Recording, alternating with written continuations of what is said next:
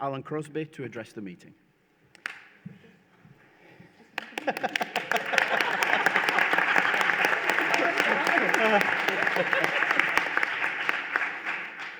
Comrades, there's a lovely film I watched with my family recently called The Half of It.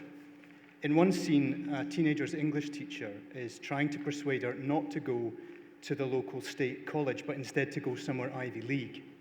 The girl teases her. "You better watch out. In a small town like this, isn't it a firing offense for a teacher to give students advice like that?" And the teacher just smiles and says, "In this town, everyone fears God. But you know the only thing that God fears? The teachers' union." Setting aside the deep irony that that line now has, given what our American comrades are suffering under Trump, I have to say that in the EIS, we are not out to make anyone fear us, but we do want people to respect us. All too often, that respect is not given until we are forced to fight for it. But when we are forced to fight, we win. And I want to start today by celebrating two key victories that the EIS has won this past year: Feela's pay deal and ending of deeming, and Glasgow Comrades' reversal of catastrophic cuts to teacher numbers in the city. Those two victories have taught us many important lessons for our campaigning work. But the one key takeaway I want to highlight here is this: when it comes to education, fair work is this government's Achilles heel, a theme I'll return to later. Both victories showed the collective power and solidarity of the EIS, but winning them was not easy, and fighting for them was exhausting. Our General Secretary, Andrea Bradley, Assistant Secretary David Belsey, all officers, organisers and staff within the organisation and FE departments, our Feela President, Anne-Marie Harley, and Glasgow Secretary Jane Gow, together with hundreds of activists and thousands of members within Feela and Glasgow, all of them working together, became the vanguard of our campaigns for quality education and for the future of further education, and all of them deserve our heartfelt thanks and congratulations.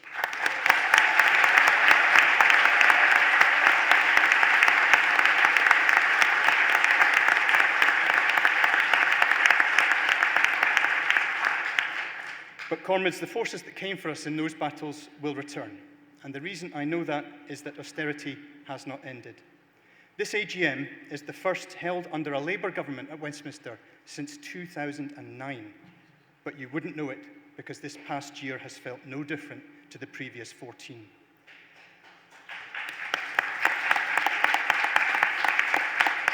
Back in September at the TUC Congress, I was able to challenge the Prime Minister directly about what he was going to do to end child poverty in the UK. He had no adequate answer.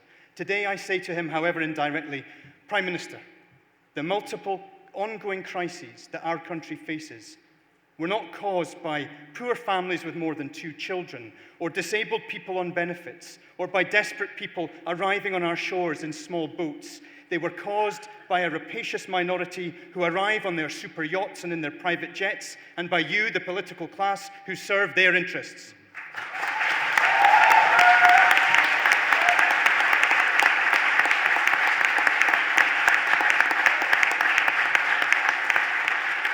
Today, the top 50 families in the UK hold more wealth than the poorest half of the whole population.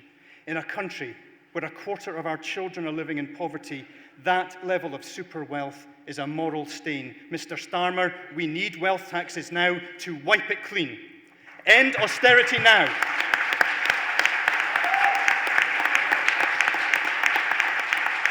End austerity now, because it's the best recruiting sergeant the far right could ever have. I could say a lot more, colleagues, but let's turn to our First Minister, because I have to tell you that at the STUC this year, he didn't mention schools or teachers once, or the range of tax measures he could introduce, even though he was talking about tackling the far right and ending child poverty.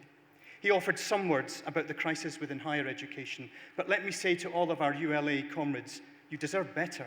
And our fight to stop redundancies, especially at Robert Gordon University, is about trying to end the disastrous experiment of turning learning into a business, an experiment which always sacrifices quality education.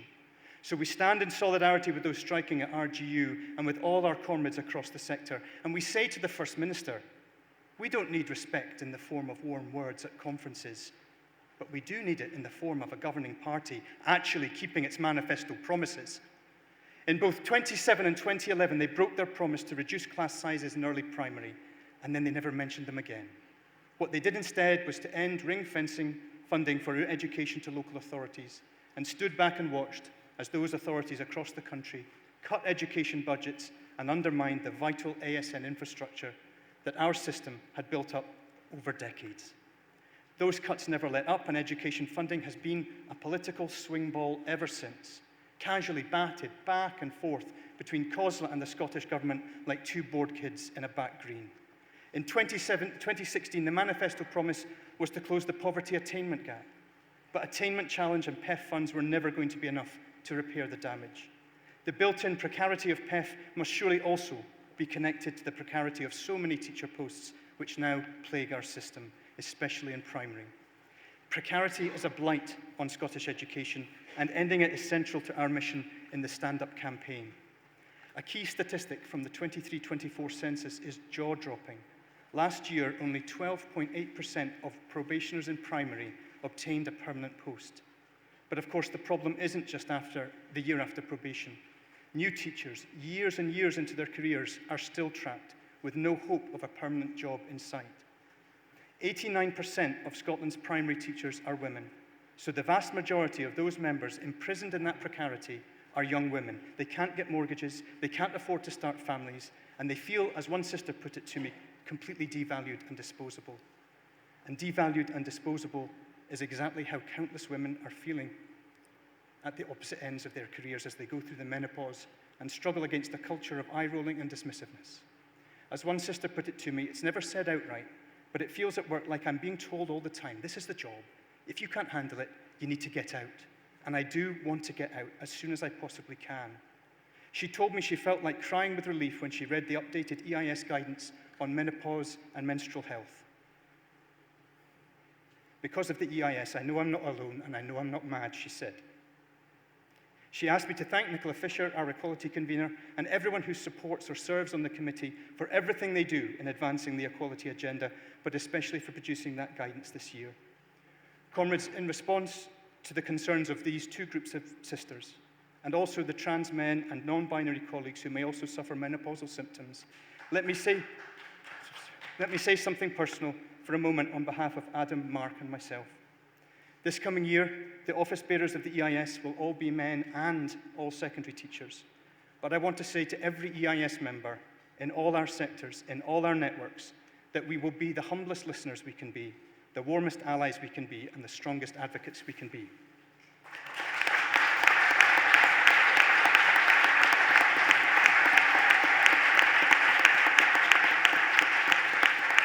And let me express some of that advocacy right now. Just a few months ago, one Deputy Chief Constable described violence against women in the UK as having reached epidemic proportions and constituting a national emergency. I do believe that the Scottish Government and COSLA have recognised that misogyny is a deeply troubling aspect of the violence and aggression against women working in our schools. But they need to do more about it. Those women are living a daily reality of being threatened and assaulted, and they need to be able to keep themselves safe and to teach their pupils about consequences. And those consequences need to be properly funded in the form of different types of alternative but supportive and inclusive provision for violent and aggressive pupils so that everyone in classrooms can feel safe. Those women also need time, CPD materials to help them inoculate their pupils against the virus of hatred poisoning children online. But comrades, that's not enough. The Scottish Government and COSLA need to acknowledge that misogyny isn't just something out there infecting schools, peddled by the far right, or secreted into boys' heads by creeps on social media. It's also something that has baked in a structural violence at the heart of our workplaces.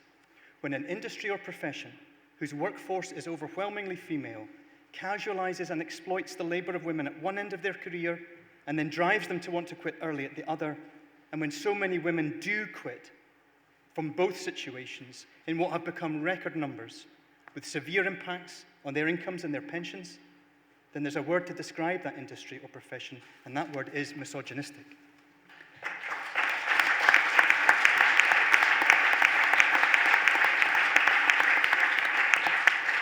Quite simply, if the government and our employers want to be taken seriously in any way when they try to talk about fair work ambitions, then ending that institutional systemic misogyny has to be their urgent priority. Now, if only there was a way to show that respect with concrete actions and new investment. If only there was a way. Which brings me, of course, to the 21 manifesto. Chisel it on an headstone, comrades. We will recruit at least 3,500 teachers and reduce teachers' contact time by an hour and a half a week. And then the swing ball match began again in all its monotony. 4 years on, and the scores are in. Teachers working over 11 hours of unpaid overtime a week. 3/4 of us feeling we rarely or never have enough resources to meet the needs of our ASN pupils. 2/3 of us stressed frequently all of the time in refusing to get on with cutting our contact hours or to accept that the additional time must only go to preparation and correction. The Scottish Government and COSLA are effectively saying, we don't care about your stress. Because if we do give you those extra hours, we want to use them to make you work even harder because you aren't doing enough to improve children's outcomes. We know what's best and what's needed to make those improvements, and it's by attending more meetings, generating and analysing more data, and doing as you're told. Comrades, when we're faced with that level of disrespect and intransigence, there's no alternative but to fight. After years of patience and dogged negotiation from our salaries convener Des Morris and Assistant Secretary Stuart Brown, and everyone supporting or serving on the Salaries Committee, after all those years, when Andrea presses go tomorrow on the consultative ballot, we will vote yes, yes in our thousands, and we will demand respect until it's shown to us in concrete actions and not promises on paper that mean nothing.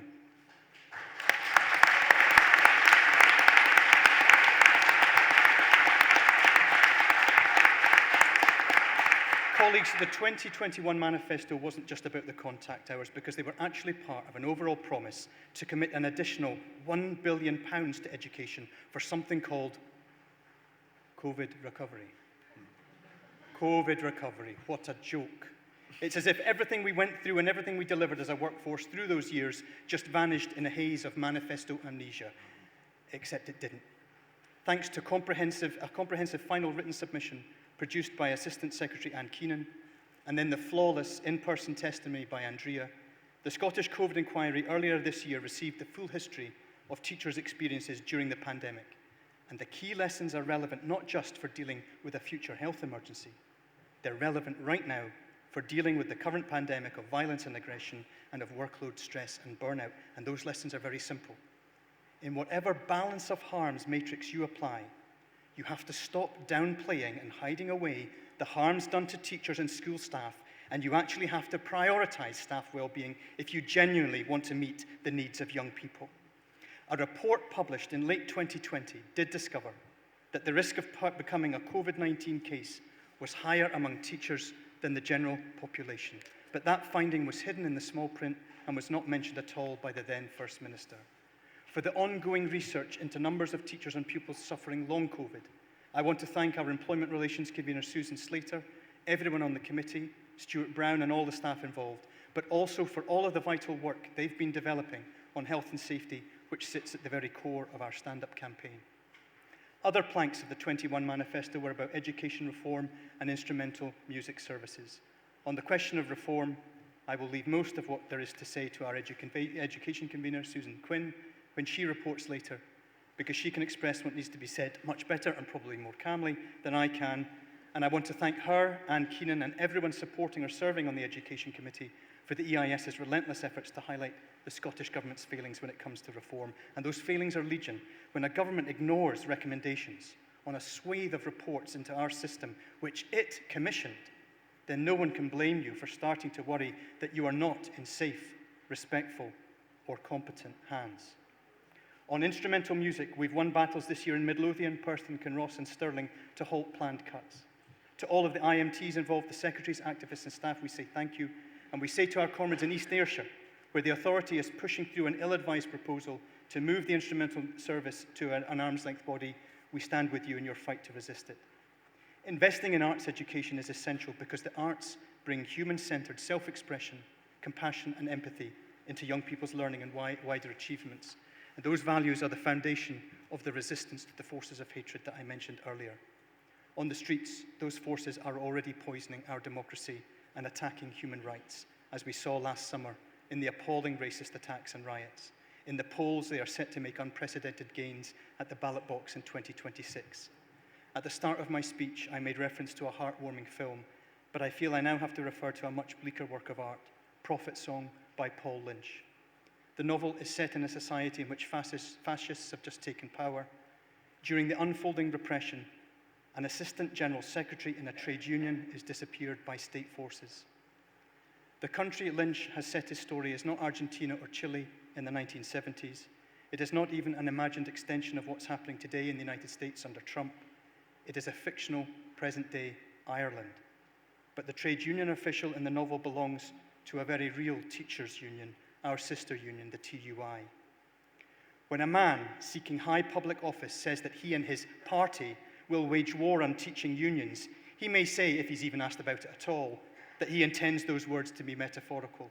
But let me say right now that all of us in the EIS stand shoulder to shoulder with our comrades in the NEU and with all other anti-racist educators who were the intended targets of that verbal attack in our shared revulsion and repudiation of it. And we will work tirelessly with them and everyone across the trade union movement to prevent that man from getting his hands anywhere near the levers of power.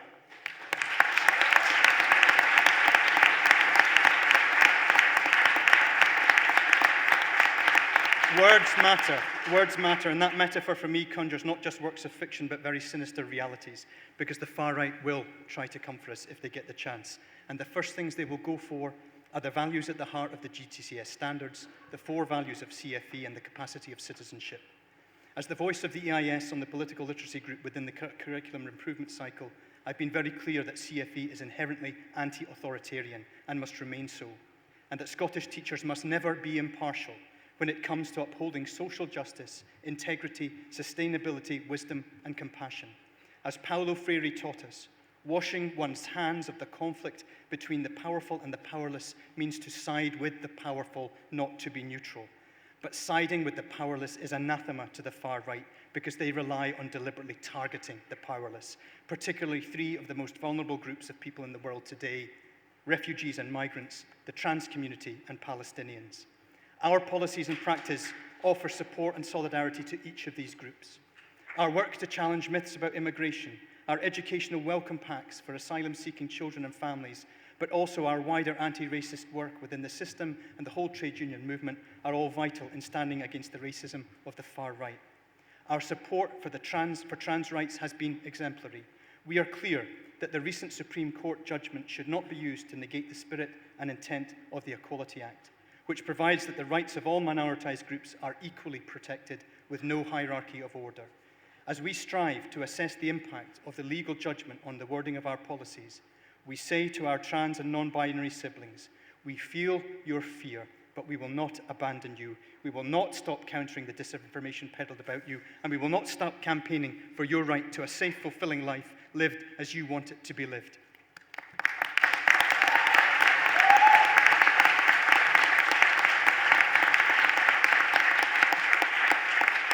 A safe, fulfilling life is also what we want for the Palestinian people, living in their own state, alongside the State of Israel, with mutual security, with international laws and rulings upheld, and with equal respect for all human rights. That kind of peaceful coexistence is very far away indeed. Earlier this year, Paula and I attended a conference on protecting the rights of Palestinian children held by the Irish National Teachers Organisation, and I want to thank those comrades for hosting us and for organising such an important event. Today, with all of you, I know I do not need to go into the horrifying details of the slaughter and starvation in Gaza, which UN experts have described as scholasticide and a form of unchilding, and which Amnesty International has concluded is a genocide. So the only thing I want to highlight about that event is what was said about the boycott, divestment, and sanctions movement. A ray of hope during that harrowing day was the analysis by one speaker that BDS is working. It's harming the Israeli economy, and that will undermine the far-right Netanyahu regime, which, according to a group of retired Israeli security chiefs, is, and I quote, propelling Israel to catastrophe, harming the security of the state, and leading Israel to a dictatorship, end quote. Netanyahu and his extremist government do not speak or act for the whole of Israeli society in the same way that the war criminals of Hamas do not represent all of the Palestinian people. One of the most effective things we can do in standing in solidarity with Palestinians and with those Israelis who try to speak out and resist that regime is to stay resolutely committed to our policy of aligning with BDS actions. And I want to thank our Chief Financial Officer, John MacLeod, for regularly monitoring the updates on that BDS companies list so that we can continue to do exactly that. Israel, of course, is not the only country quickly sliding towards dictatorship. Franklin D. Roosevelt famously defined fascism as the ownership of government by an individual, by a group, or by any other controlling private power. Last summer, I had the privilege of addressing the Education International Conference in Argentina, where I was able to highlight the danger that billionaires pose to education and democracy in one of the motions. Argentina's new far-right leader is intent on attacking trade unions in a country where trade unionists were tortured, murdered, and disappeared in their thousands during the so-called Dirty War. That dirty war was a genocide against trade unionists and left-wing intellectuals, but it was also a genocide against Jewish people. Jews made up only 1% of the whole population in Argentina at the time, but a hugely disproportionate number of those murdered by the fascist regime, up to 12%, were Jews. When the richest man on the planet is gifted a chainsaw by the Argentinian president, when the richest man openly backs a neo-fascist party in Germany, and when he gives Nazi salutes at rallies, we need to pay attention.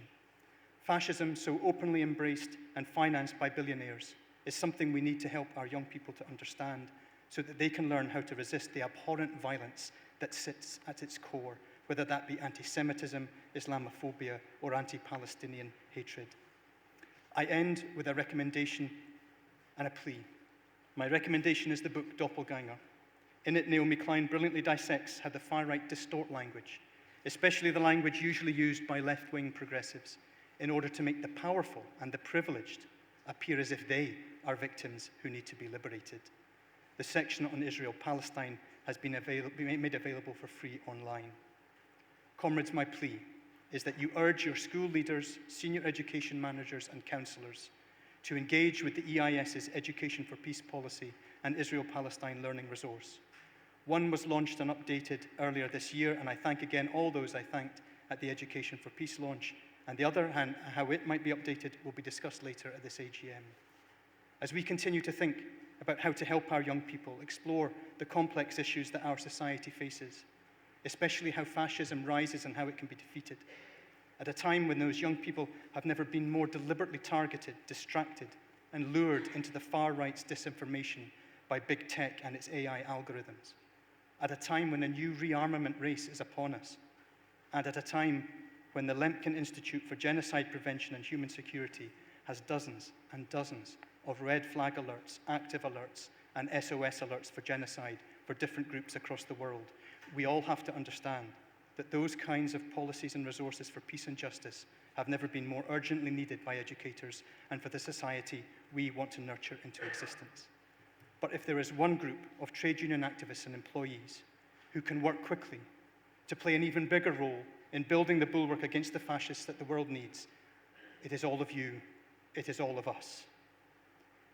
At the start of the STUC conference, I was sitting up at the back with Andrea, and suddenly, out of the blue, she gestured to our delegation and she said to me, "Look at this group of activists, look at the quality of people we have.